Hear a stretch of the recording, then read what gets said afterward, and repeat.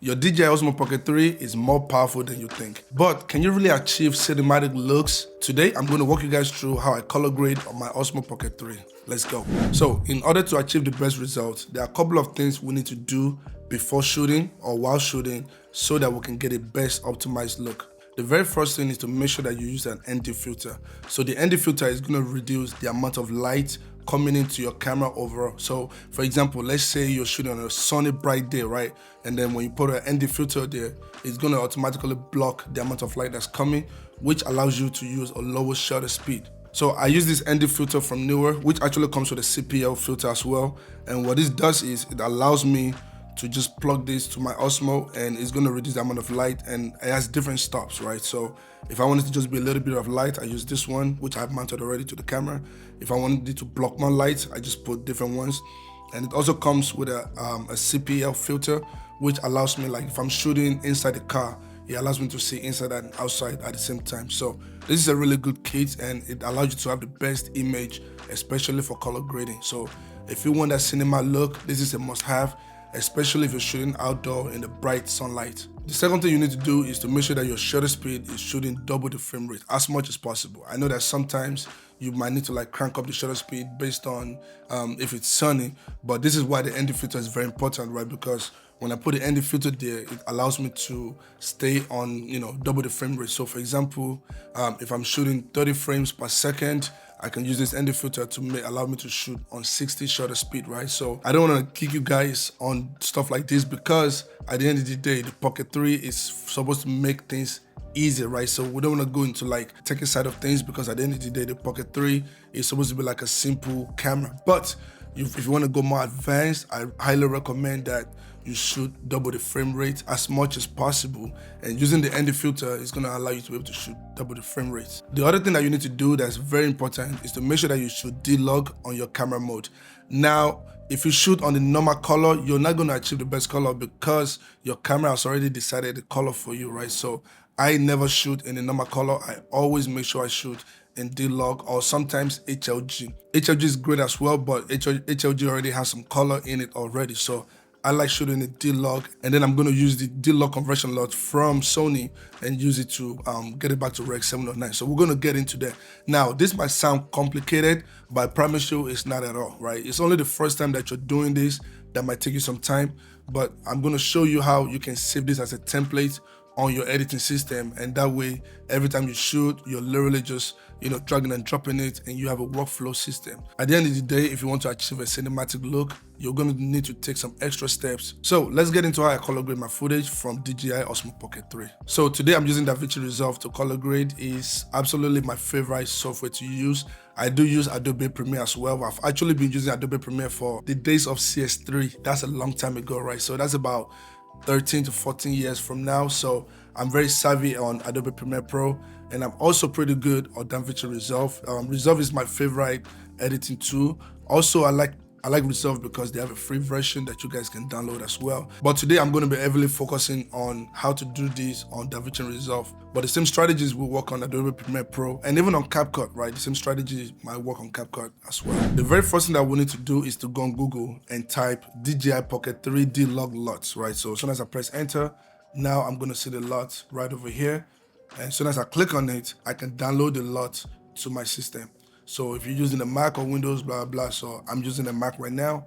I'm gonna download it, right? I put it on my computer. So I have this LUT already, so I'm gonna just get straight into the video, but this is how you download the D-Log to Rec 709 LUT that you're going to need. All right, so for the purpose of this video, I'm skipping a few things, such as how to add the LUT to your system. That's something that you can easily Google. It's not hard at all. Depending on what system you're using, you're going to need to add the conversion log to your system. It's very easy on DaVinci Resolve. It's easy on Premiere Pro as well. So I have the DJI conversion log here already, and what I'm going to do now is I've opened the color tab on my DaVinci Resolve, and now first thing I'm going to do on this node is I'm going to add the conversion log, right? So right now this footage that we're looking at is on D-Log. So now I'm going to add the DJI Osmo conversion log, right? So now I just added the DJI Osmo conversion LUT, which just converted my footage from D-Log into Rec 709. Another cool thing to do is to use the manual white balance. Now, I know that I've given you guys a lot of steps on things that you need to do, but like I said earlier, if you really want to achieve this great result, you're going to need to do more than what the average person does, right? So 3 things that I talk about: ND filter, shoot double the frame rate, shoot in D-Log, and also your white balance is also very important, right? So those are just things to keep in mind if you want that cinematic footage. Then the next thing I'm going to do, so I have a bunch of presets that I use already that gives me that, crispy cool color, and we're just gonna go into it. So after using the LUTs to convert it, it looks good already, right? The next thing I need to do really is maybe like on the shadows right over here. So the very next thing I'm going to do is add a new color corrector node. So I'm gonna drop this here, and on this node, I'm gonna drop my BMD film filter, and right over there, as you can see already, it looks, it's looking crispy, right? The blues are popping, everything is looking good. Now, the next thing I'm going to do is I might need to reduce this a little bit, all right, just so that it's not a lot, it's not too much. And so when I go to this panel, what it's going to do, the key output, is going to reduce the amount that this LUT does, right? And one thing I do recommend is for you to download a couple of LUTs online and see which one kind of goes with you, right? So I've been using this BMD LUT for a long time, and like it works in most of my footages. The next thing I'm going to do, based on your skin tone and stuff. Okay, so the next thing I'm going to do, as you can see right here, like I want to pop the shadows up, and I also want to reduce the blues, right, on the sky. So the first thing I'm going to do again is create another node, corrector node. I'm going to link it to the footage, right? And I'm going to link it.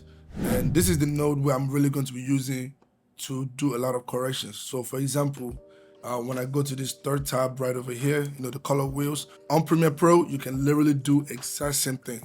On CapCut, you can do exact same thing as well. So right over here, I'll go to the shadows, and I'm gonna pop it up, right? So you see that as I'm increasing the shadows, I'm kind of like all the black spots or the dark spots are popping up, right? And it's very important for you not to do it too much, because you don't want your footage to start looking grainy, one. And two, a part of being cinematic is having some contrast in the footage, right? So you don't want everything to just be bright, right? That's not a cinematic look. So definitely having some part of it dark is part of the cinematic look, right? So as you can see right over there, I bring it up. This is where it was literally before when it was at 0, but now I've brought it up a little bit. All right, not gonna do too much. Yeah, I think right over here is fine. My benchmark really is when it goes from like super dark and it's starting to look white washed out, right? Like right now it's looking white washed out, so I will never use this, right? So I think somewhere around that 50 mark is pretty good for this footage. And because you're shooting in D-Log, you have a lot more data to work with. So this means that I can pop these colors up without having an issue with, the footage being grainy or stuff like that. So also the highlight is really for anywhere that's like blown out in white, or especially with the sky, right? So you see that as I'm messing with the highlight, it's really going to the sky or any part that's white. So shadows is anywhere that's black or that's dark. Highlight is anywhere that's blown out or that's white, really. So right over there, I'm just going to bring it down a little bit. So at 0, this is kind of what it looks like. I'm gonna bring it down a little bit because I don't like my sky being too bright up, right? So like this is not looking bad already, honestly. It's looking like a cool footage. Then the next thing I'm going to do is I'm gonna warm it up. So when I shot this footage, I did kind of went too low on the white balance. So I'm going to just go to the temperature and I'm gonna increase it a little bit, right? So if I do, this is like a little bit too much. It does look cool though, not gonna lie. This does look cool, but it's a little bit too much. It all depends on, the type of look that you're going for, or let me say how drastic you want it to look, right? So I kind of like somewhere around this. Looks pretty cool to me. So the next thing I'm going to do is introduce some contrast to this footage, just so that it's going to be crispy and it's going to pop really good, right? So I'm going to go to the contrast right here. You might not really see it a lot. Where there you go. This is it at 0 where it was before, and then when I increase it, this is it right there, right? So like this does allow it to pop up a little bit. Okay, so that's good right over there. Then one of the cool things that you can do, because sometimes you might have a footage whereby, so let's say for example, maybe the blue is too much, right? Maybe like the blue popped too much. I can literally go and select the blues and reduce the blues, right? So, which is what I'm gonna go do right over here. So on resolve, if I go to this panel, I don't even know what's the panel called. Yeah.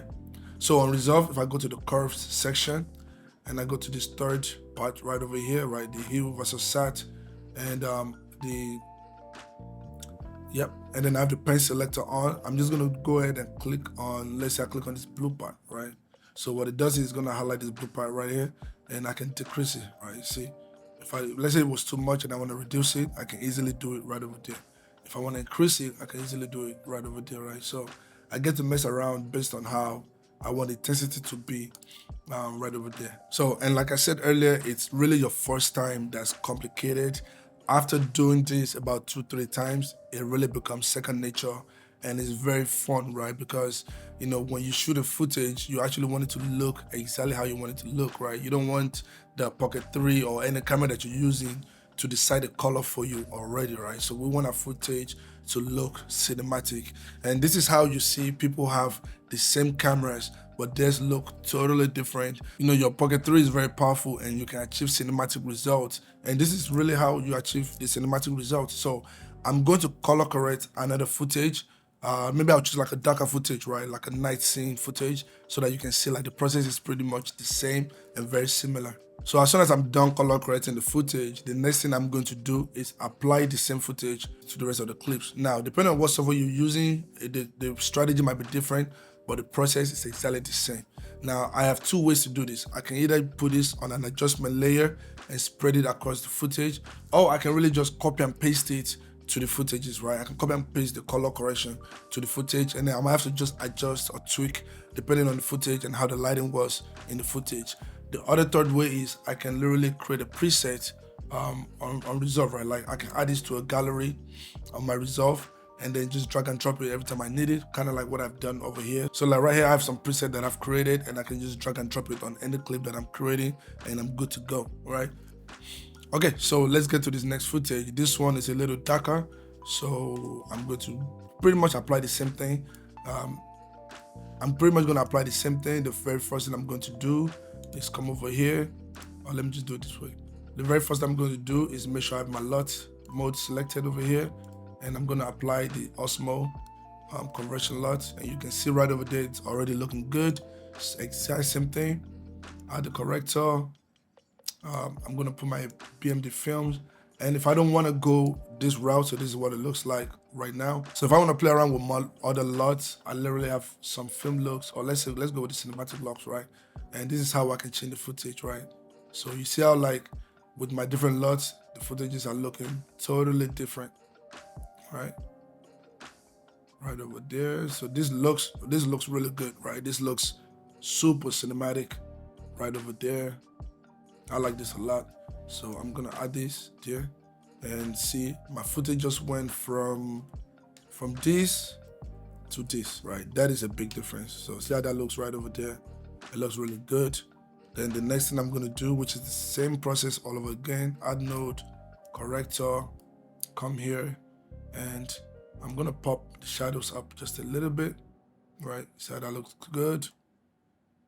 And put some contrast to it. And real quick, I just did it. So that looks pretty cool. And so let's say we have this footage as well. Exact same thing. So let's say I'm pretty good with this look and I want to apply that same look to here. The next thing I'm going to do is literally come here and I'm going to copy this and I'm going to paste, right? I'm going to paste the color correction to this. And that looks good already. That looks so cinematic. Looks really good, right? And even with this footage, right, I might say, hey, let me see how it looks in this footage and paste it here. And I just replace the color grade. And that is not bad at all, right? So there's multiple looks, multiple direction. I might even go with this look, you know, when I do the final video. So, but right now I'm just giving you guys a quick walkthrough on how to color grade. And when I finally color grade this video, you're gonna see the way it's gonna look. It's gonna look really good. Now, I'm not selling any cinematic LUTs. Maybe as of yet, I might develop my own custom LUTs. If you guys want a custom LUTs from me, let me know in the comment, then I can definitely create some LUTs. So the next thing I'm going to do is do the same color grading on Adobe Premiere Pro. This is just to show you that the process is the same no matter what software you're using. All right, so I just opened up Premiere Pro and I'm going to create a new project, and then I'm going to bring over the clips. So now I'm going to make sure that I'm on the color panel. So if I'm editing, and when I finish editing, I want to color the footage, I'll go to the color panel right over here. So the very first thing I'm going to do is bring in the input LUT. So the input LUT is going to be my D-log. So right over here, I'm going to bring it up, browse it. And there is a way to save it to this list, right, so that it's permanent. But I'm going to go to browse. There you go. There's the LUT right over there. So I just put it there and I just loaded it to my footage. As you can see, as soon as I loaded it, right, you see this. And you see this, right? Clear difference already. Then the next thing I'm going to do is go to the creatives and add some LUTs that I've loaded already to my Premiere Pro, right? So you see that the process is exactly the same. You just need 2 nodes, right? On DaVinci Resolve is nodes. On over here, we're using Lumetri to do the color. And I'm going to add BM the film, right? See, exact same look, no matter what software you're using. The same way that I reduced the intensity earlier, I can come over here and reduce the intensity. I can go to the curves just like I was doing earlier and mess with it, right? But one of the things I do here is I go to the basic, the same way I was increasing and decreasing the shadow earlier. You see that? Exact same thing. The highlight is right if I want to bring it down, and the contrast if I want to bring it up a little bit, right? So I literally just achieved the exact same thing. And if I want to change the temperature a little bit, I can just come here and warm it up a little bit, right? If I want it to be a lot, just right there. And now if I want to copy the color grade from one footage to another, it's also the same process. 2 ways I can easily do it is I can create an adjustment layer and put it on top. So I'm going to create an adjustment layer real quick right over there. Adjustment layer, I'm going to drag it on top. So I can come here and copy my Lumetri color. Then I come here and paste it. Boom, and there you go. I have the color across everywhere, right? Across all the footage instantly. So I just did a quick color grading right over there. Or I can manually copy it and paste it to each footage, right? I can just Command V and paste it to each footage right over there. And then you might just need to tweak each footage depending on the style and the look that you're going for and other stuff. Okay, I know you might be like, I don't use DaVinci, I don't use Premiere. What if I'm using CapCut, okay? I'm gonna show you how to do the exact same thing on CapCut. So now I'm gonna import the footage. So let me go ahead and import the footage. Boom, I have the footage. Let me pick. So I'm gonna use this footage. I'm gonna bring it over here to the timeline. Then now I'm going to click on it, right? So we're gonna go to adjustment section, and I'm going to need to import the conversion LUT from DJI, right? So now I've added the first adjustment layer, which is the D-Log to Rec 709 right over there. Then the next thing is I'm gonna put my LUT that I want to use, which is the BM the film. I'm gonna put it right over there. So you can see for this footage, it's a lot of blue going on, right? So exact same thing, right? I can go to the HSL, go to the curves, go to the color wheels, and I can tweak things around, right? So if I want to reduce the blues, I just come here, right? Introduce some greens to it. I want to increase the shadows to pop out these buildings a little bit, the sky a little bit, right? So as you can see, I'm literally achieving the same thing all around, right? If I want to sharpen it up just a tiny little bit, I can go to the curves and play around with the green, red, and blue. So if I want to reduce the intensity of this LUT, I can literally go here and reduce it, right? So that way, if it's too much, I can just reduce the overall LUT itself. So it's only the first time that's going to be complicated or might take you a long time. Right after that, it gets easier and easier. Alright guys, if you're new to my channel, my name is Wale. I create awesome content for content creators, real estate, entrepreneurship, travel videos, and everything, right? So definitely don't forget to hit the like button, subscribe, share with a friend. I hope you enjoyed this video, and I'm excited to see the kind of cinematic footage you guys are going to create using this tutorial. See you in the next video. Let's go.